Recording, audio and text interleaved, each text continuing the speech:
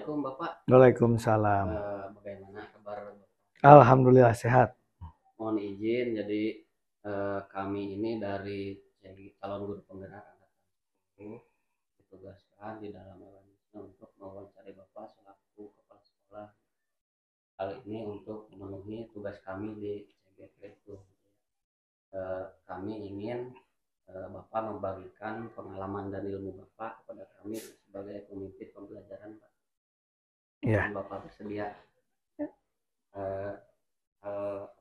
wawancara ini untuk memenuhi tugas kami di demonstrasi konseptual modul 3.1 Pak, ya, yaitu pengambilan keputusan berbasis nilai-nilai kebajikan sebagai pemimpin. Ya. Mungkin nanti akan ada beberapa pertanyaan yang mudah-mudahan Bapak berkenan untuk menjawab. Insyaallah. Pertanyaan pertama, karena di setiap sekolah itu menemukan banyak masalah Bapak, ya. Nah, itu selama ini bagaimana Bapak dapat mengidentifikasi kasus-kasus yang merupakan dilema etika atau bujukan moral, Pak? Ya. Baik. Yang pertama mengucapkan selamat kepada rekan-rekan yang telah masuk ke dalam program calon guru penggerak.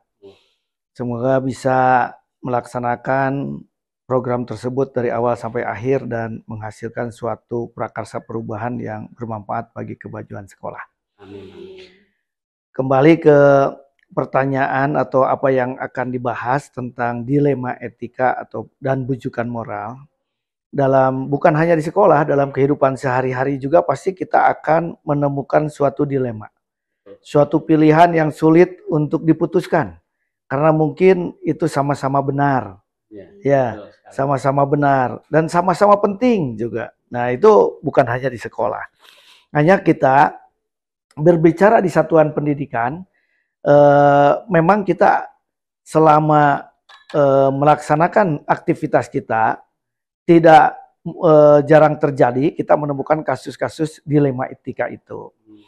Nah, identifikasinya ya kita tinggal kasus-kasus yang kita alami itu apakah yang akan kita putuskan itu benar lawan benar, berarti itu masuk ke dilema etika. Tetapi kalau benar lawan salah ya itu bujukan moral.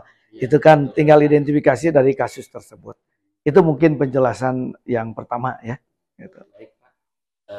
Pertanyaan yang selanjutnya, selama ini bagaimana Bapak menjalankan pengambilan keputusan di sekolah ini, terutama untuk kasus-kasus di mana ada dua kepentingan, Pak, yang sama-sama benar atau sama-sama mengandung nilai kebajikan? Ya, dilema memang itu sangat berat untuk diputuskan dalam sesaat. Tetapi dengan langkah-langkah seperti tadi diidentifikasi dulu atau dianalisa dulu kasus tersebut.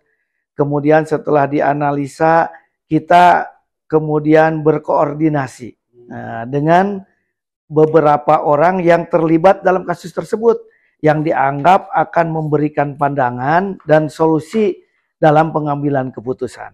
Nah, kemudian lakukan musyawarah. Karena memang yang namanya dilema itu berat. Sama-sama benar, sama-sama penting, sama-sama ingin diputuskan. Nah, sama-sama ingin menang juga begitu dalam keputusan itu. Tapi dengan musyawarah, berkoordinasi dan musyawarah, insya Allah keputusan itu akan mengarah kepada kebajikan. Dan tentu keberpihakannya berpihak kepada kepentingan murid. Begitu ya. Mohon izin dilanjut. Ya, silakan. Pak, untuk pertanyaan selanjutnya, selama ini, selama Bapak mengatasi kasus-kasus tersebut, apakah ada langkah atau prosedur yang Bapak lakukan itu seperti apa? Ya. Baik, kalau prosedur secara tetap dalam menangani kasus itu tidak dibuat di sekolah kita ini, tetapi kita harus kembali kepada aturan atau tata tertib yang ada di sekolah kita ini. Acuannya seperti itu saja. Jadi dasarnya adalah kalau memang itu kasus yang dialami adalah kasus murid, berarti kita berikan kepada tata tertib sekolah, tata tertib siswa. Tapi kalau kasusnya itu dialami oleh guru, maka kita harus mengacu kepada regulasi yang ada dalam Badan Kepegawaian Daerah Provinsi Jawa Barat. Karena dalam satu institusi mungkin aja kasus itu dialami oleh guru, mungkin saja dialami oleh siswa, seperti itu ya. Baik Pak, untuk pertanyaan selanjutnya, hal-hal apa saja yang selama ini Bapak anggap efektif dalam menyelesaikan kasus-kasus dilema etika? Efektif dalam menyelesaikan kasus-kasus yang dialami itu tentu tidak lepas dari koordinasi dan musyawarah. Itu sangat efektif sekali. Leading sektornya siapa nih? Kalau kasus itu terjadi pada guru, oh ini berarti kita harus segera berkoordinasi dengan atasan kita. Ada cabang dinas, ada dinas pendidikan, dan ada badan kepegawaian daerah. Tapi kalau kasus itu terjadi pada murid, berarti kita berkoordinasi dengan wakasek kesiswaan dan leading sektor yang terkait. Misalkan komite, orang tua, kemudian bahkan mungkin kalau perlu kita datangkan ahli yang membidangi tentang perlindungan anak misalnya. Jadi itu efektif dengan berkoordinasi, kemudian melakukan musyawarah dan dibuat keputusan yang berkeadilan, yang melahirkan kebijakan. Pasti ada saja yang tidak puas karena keputusan kita itu tidak sempurna. Ya, gitu. Baik Pak, boleh saya sedikit rangkum ya Pak. Jadi untuk hal-hal yang dianggap efektif itu yang pertama adalah koordinasi dulu ya Pak. Ya. Koordinasi dengan leading sektor-sektor yang berkaitan, terus melakukan musyawarah, sehingga akan menghasilkan sebuah keputusan yang baik seperti itu ya Pak. Oke, untuk pertanyaan selanjutnya Pak, hal-hal apa saja yang selama ini menjadi tantangan tantangan Bapak dalam mengambil keputusan dalam kasus dilema etika? Ya. Tantangan yang paling berat setelah keputusan itu disampaikan, pasti kan ada satu pihak yang merasa tidak nyaman, ada pihak yang merasa dirugikan. Nah, tantangannya memberikan kepengertian kepada mereka yang merasa tidak adil, yang merasa tidak nyaman, yang merasa keputusan itu tidak benar. Nah, itu kan faktor internal. Jadi tantangannya sebetulnya di faktor internal kita. Memberikan pemahaman, kalau kepada guru-guru, tidak semua guru akan paham, akan mengerti akan keputusan yang diambil oleh pimpinan. Nah, itu tantangan yang pertama adalah internal. Kemudian yang kedua adalah tantangan eksternal. Eksternal itu adalah orang-orang yang merasa memperhatikan sekolah, dengan adanya keputusan ikut merasa bahwa keputusan yang diambil sekolah itu tidak adil. Keputusan yang diambil sekolah itu tidak melahirkan kebajikan. Sehingga mereka akan melakukan terus-menerus pertanyaan-pertanyaan kepada sekolah tentang keputusan yang diambil. Itu adalah faktor eksternal, ya. Tapi kalau di internalnya sudah sepaham dan pihak yang diputuskan itu tidak keberatan, insya Allah tidak ada pihak eksternal yang ikut campur karena di internalnya juga sudah kondusif, gitu ya. Oke, baik Pak. Untuk pertanyaan selanjutnya dilanjut. Ya. Mohon izin Pak. Ya. Lanjut. Lanjut. Berikutnya mungkin pertanyaan yang ke-6 ya, dari beberapa pertanyaan yang diajukan oleh rekan saya ini Pak. Apakah Bapak memiliki sebuah tata kelola atau jadwal tertentu gitu Pak dalam sebuah penyelesaian di kasus dilema etika? Ya. Untuk jadwal atau tata kelola untuk menyelesaikan kasus itu tidak ada gitu ya di sekolah ini. Itu fleksibel. Di mana ada kasus kita buat progres untuk penyelesaiannya dengan segera begitu ya. Nah, tapi itu pun fleksibel. Tetapi yang perlu kita rencanakan adalah kasus atau jadwal atau tata kelola untuk mencegah terjadinya kasus tersebut gitu. Jadi itu yang harus ada jadwalnya ya. Gitu. Itu mungkin. Baik Pak, jadi fleksibel ya Pak penyelesaiannya, terus diselesaikan secepat mungkin gitu, Iya. kesini mungkin. Baik Pak, tadi tidak ada jadwal ya Pak khusus untuk penanganan secara dilematika tersebut. Yang berikutnya Pak, adakah seseorang atau faktor-faktor apa yang selama ini mempermudah atau membantu Bapak Ya. dalam mengambil keputusan dalam kasus-kasus dilema etika? Nah, orang-orang yang membantu atau mempermudah dalam keputusan adalah orang-orang yang mengerti terhadap dilema etika itu, yang memahami tentang dilema etika itu, sehingga membantu kepada pimpinan untuk membuat satu keputusan. Nah, orang-orang yang memahami tentang dilema etika pasti dia memiliki satu analisa, satu usulan kepada pimpinannya bagaimana untuk memutuskan kasus tersebut. Sehingga orang-orang yang memahami tentang dilema etika pasti sedikitnya memiliki kompetensi untuk membantu pimpinan dalam memutuskan kasus tersebut. Ya. Baik, terima kasih Bapak untuk pertanyaan terakhir mungkin Pak. Dari semua hal yang telah disampaikan, pembelajaran apa yang dapat Bapak petik dari pengalaman Bapak saat mengambil keputusan dilema etika? Ya. Pembelajaran atau refleksi yang bisa diambil dalam keputusan dilema etika tiada lain adalah keputusan itu tidak akan sempurna, tidak akan membuat semua pihak, semua orang merasa adil, merasa penting, merasa benar, sehingga pasti ada ketidakpuasan. Itu sudah biasa terjadi. Yang paling penting kuncinya adalah berkoordinasi dengan semua pihak dan bermusyawarah di dalam mengambil keputusan. Itu jalan yang terbaik. Mungkin itu Pak Erwin. Ya, terima kasih Bapak. Ya, sama-sama. Pembicaraan kali ini sudah selesai. Gitu ya. Kalau boleh disimpulkan bahwa dilema etika itu pasti ditemukan dalam setiap kepemimpinan pembelajaran Pak ya. Namun menurut Bapak tadi yang sudah dijelaskan bahwa koordinasi, musyawarah gitu ya, dan mengambil keputusan yang berkeadilan itu langkah terbaik gitu ya bagi menyelesaikan kasus dilema etika tersebut. Ya. Kemudian juga ada kerjasama dan koordinasi dengan pihak internal maupun eksternal gitu ya. Dan juga langkah-langkah yang Bapak sudah lakukan juga terkait dengan jadwal ya, sudah ada penjadwalan dalam pencegahan kasus terutama itu ya.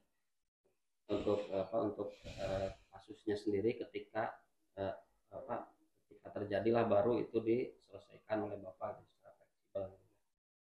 Terima kasih Bapak. Oke, sama-sama. Itu kami akhirnya bisa memahami dan mendapatkan ilmu dari yang tadi telah Bapak ungkapkan kepada kami. Sangat terima kasih. Ya. Saja terima kasih. Assalamualaikum. Waalaikumsalam. Assalamualaikum Ibu. Waalaikumsalam. Gimana kabarnya hari ini? Alhamdulillah sehat. Lagi sibuk ya Bu ya? Iya, lagi perkemahan harjab. Iya, jadi maksud saya mengunjungi Ibu, jadi sebenarnya saya sedang mengikuti program guru penggerak angkatan 10. Nah, sekarang ada di modul 3.1 yaitu mengenai pengambilan keputusan berdasarkan nilai-nilai kebajikan sebagai seorang pemimpin gitu. Nah, nanti akan ada beberapa pertanyaan yang akan saya sampaikan kepada Ibu. Sebelumnya Bu, boleh memperkenalkan diri terlebih dahulu? Nama saya Eti Sulastri SPD, jabatan saya Kepala Sekolah SDN Buruju Wetan 4. Saya tinggal di Desa Andir, tapi saya mengepalai SD Buruju Wetan 4 yang berada di Blok Ahad, Desa Buruju Wetan. Nah, saya ingin menanyakan tentang bagaimana cara Ibu untuk mengidentifikasi sebuah kasus. Nah, di mana kasus tersebut itu masuk ke dalam dilema etika atau ke dalam rujukan moral seperti itu, Bu. Kasus mengenai murid atau Apapun. mengenai warga di sekolah. Ya, warga di sekolah yang saya apapun. pimpin. Iya. Kalau kasus SD tidak ada, hampir tidak ada kenakalan anak-anak itu umum yang dilakukan anak-anak, tidak ada bullying, tidak ada geng-gengan, nggak ada. Karena alhamdulillah di sekolah yang saya pimpin itu tidak termasuk kepada sekolah yang rawan. Nah, kalau pengambilan keputusan bersama guru-guru itu yang saya kedepankan yaitu humanis, pendekatan personal antara orang per orang. Yang namanya orang pasti pendapat berbeda-beda. Kemudian kalaupun ada yang mencuat ke permukaan, saya rangkul, saya raih, saya berikan pengertian supaya mereka itu mengerti dan benar-benar tidak ada gesekan ataupun clash antara saya dengan bawahan saya. Boleh di pause dulu aja. Baik Ibu, saya akan mengajukan pertanyaan yang pertama, yaitu bagaimana cara Ibu untuk mengidentifikasi sebuah kasus di mana kasus tersebut itu merupakan kasus dilema etika ataukah rujukan moral. Nah, untuk mengidentifikasi hal tersebut kita harus melihat dulu latar belakangnya. Misalnya kepada siswa nih, jangan kita menjudge, oh ini kamu salah, ini salah. Tapi harus dirangkul, diberitahu, dikasih pemahaman kepada murid. Nah sekarang kepada guru sama seperti itu, kepada guru juga dilihat apakah ini tuh benar atau ini masalah. Nah kita jangan langsung menyalahkan, lihat dulu kasusnya apa, masalahnya apa. Oke, baik, terima kasih Ibu. Oke, pertanyaan selanjutnya, saya ingin menanyakan bagaimana cara Ibu dalam mengatasi suatu keputusan di mana terdapat nilai-nilai yang kepentingannya itu sama-sama benar. Caranya yaitu dengan pendekatan kepada siswa ataupun kepada guru. Pada siswa nih, ini benar, iya. Tapi dicari yang kira-kira mendekati benar. Jangan sampai kita menyinggung salah satunya, ini kamu benar, kamu salah itu. Tidak seperti itu, tapi sama-sama kita rangkul, sama-sama kita cari, diberi pemahaman, itulah yang terbaik. Kepada guru juga sama. Ibu mah benar, ini masalah. Tidak seperti itu bukan cara pemimpin. Jangan menyalahkan, kita cari jalan yang terbaik di antara jalan yang baik. Itu. Kalau boleh saya tangkap ya Bu ya. Jadi memang kita tidak boleh menyalahkan salah satu pihak. Ya. Namun kita harus merangkul dulu seperti itu. Ketika begitu. Ya, ketika sudah dirangkul kan mereka kondisinya mungkin akan sama-sama tenang ya Bu, sama-sama dibela nih seperti itu ya. Jadi ketika Ibu mengambil suatu keputusan, pada akhirnya mereka akan menerima ya Bu ya. Tidak ada yang tersinggung. Tidak ada yang tersinggung. Oke, baik. Untuk pertanyaan selanjutnya nih Bu, nah selama ini apakah ada langkah-langkah atau prosedur yang Ibu gunakan dalam menyelesaikan kasus tersebut? Langkah-langkahnya misal harus ini dulu seperti itu. Kepada siswa atau kepada guru? Boleh, keduanya juga boleh. Nah ini kepada siswa dulu. Misalkan ada kasus si A nangis oleh si anak B. Kita panggil dua-duanya. Siapa yang pertama-tama ini menggunjing? Saya Bu, dia. Nah sok, kalau ini keke, panggil anak-anak yang lain sebagai saksi. Nah si Bu, suara terbanyak pasti itu anak gak bisa bohong. Nah udah gitu kita kasih tahu. Jangan begitu sesama teman, harus begini. Raih mereka berdua, kasih tahu, kasih pemahaman, jangan sekali-kali lagi itu nggak baik. Nah itu mereka sudah salaman, suruh pelukan. Nah itu tandanya sayang. Udah gitu silahkan masuk lagi ke kelas. Misalkan kalau kepada guru, tetap guru juga Bu, yang namanya manusia pasti ada masalah. Iya betul Bu. Nah, si A dengan si B ini kekeh begini, kekeh begini. Nah, kita diadakan dulu rapat antara pihak yang kekeh tadi, si A, si B dengan saya. Iya. Kasih tahu. Kalau sudah dikasih tahu, kita sampai menemukan satu titik pertemuan antara jawaban si guru A dengan guru B. Nah, ini pasti ini ketemu nih jawabannya. Yang terbaik di antara yang baik tadi menurut saya. Nah, kita giring.